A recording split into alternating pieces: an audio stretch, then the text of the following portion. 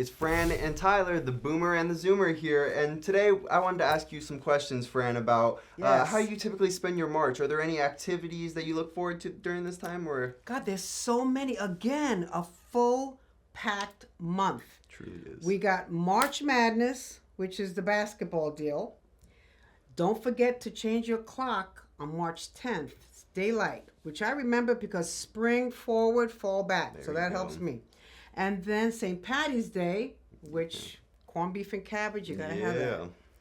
And then the first day of spring is the 20th. We got Palm Sunday for Christians, and the 31st is Easter Sunday. Cool. So I know you mentioned the March Madness tournament. So do you have a quick college that you want to throw out and say, oh, they're gonna win it all? Texas, Duke, you got anybody in mind? New York, whatever's New York. Okay. I'm down. There you go. And that's why we're raffling this basket. It's got a basketball in here and some candies. Yeah, we'll touch on the how you can win this basket later on in the episode. But personally, I'm going for a Duke this year. Cool. So you also mentioned Easter's coming up in March. So what do you typically do during Easter? What's your traditions, sort of? What do you typically do? Well, when we were children, we used to do the colored eggs. Oh, okay, yeah. And do the egg hunt. Yeah.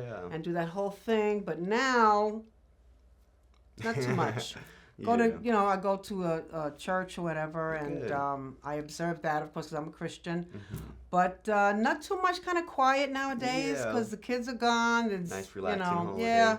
Just chilling out. Yeah, me personally, I always like spending it just with my family. When I was younger, same thing. I used to do the Easter basket hunts, looking for the eggs, coloring the eggs and everything like that. Fun. But as I got older, I realized, I just like experiencing or being around that atmosphere. So I always go to like my family's house that have little kids, and we like doing a little Easter egg hunt for them. Always like hiding the eggs for them, and it's fun. And it's great to watch them. They get a thrill out of it. Definitely. So I wanted to ask you a question. Oh, okay. Being the Generation Z that you are. Correct. What is the biggest issue that you're finding to connect with clients from your generation?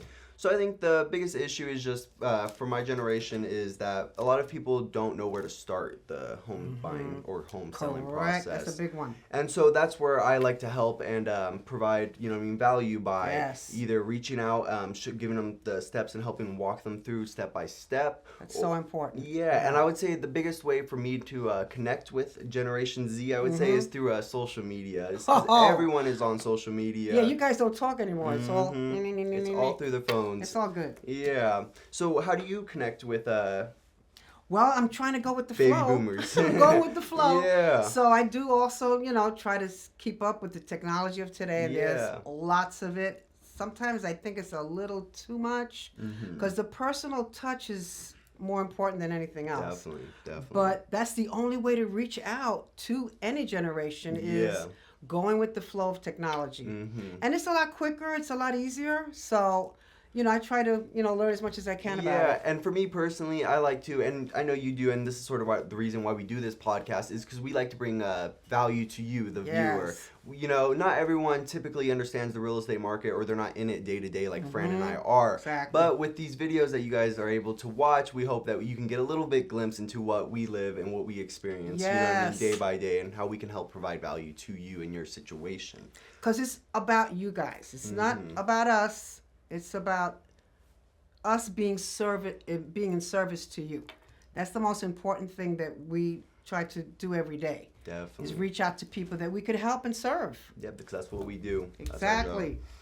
So another question I have for you, Fran, is so as we're moving into March, what are some of the most exciting things that you're looking forward to? I know you mentioned the holidays. Do you have any specific favorite holiday in March? Well, I love eating because I'm a foodie. There you go. Yeah. So Easter, we'll do our ham, or we'll do our not turkey but a ham maybe. And since I'm Hispanic, we do a pernil, which is kind of pork dish, and all kind of good stuff. Nice. So it's wonderful just to come together really and break bread. Yeah. That's so important, Awesome. Another thing I wanted to touch on that I'm surprised you didn't mention, Fran, after you were going through all your events and everything like that. So Coldwell Banker commercial, we did touch on this on our last episode, but we're here with more details and more information for you guys. So Coldwell Banker commercial, we'll be doing a Economic and Real Estate Symposium. And what this is going to cover is practically everything that's going on in the high desert as far as growth and as far as, what's going on in the market. So if you want to come by and check out what's going on in the market and everything, stop by the college March 14th from 8:30 to 12:30, and you can get all that information. And it is a paid event, but if you are interested in attending the event, please reach out to us and we will do what we can do to get you some free tickets, okay? Yeah, we're allowed, I think, 1 or 2 guests. I don't think because the price is $65 because it's a huge event that covers all the economic things that are going on in the high desert.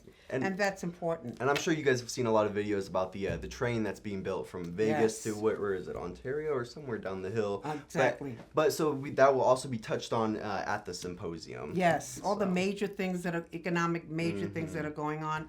And we have this every year. Not all brokerages offer this, but Coldwell Banker is exceptional, and they offer that to the public. And not to put my foot in my own mouth, but I personally haven't seen another brokerage do this in the high desert that has a yearly symposium going over everything that's going to happen in the market. I think that's very special and very quality information that will be there.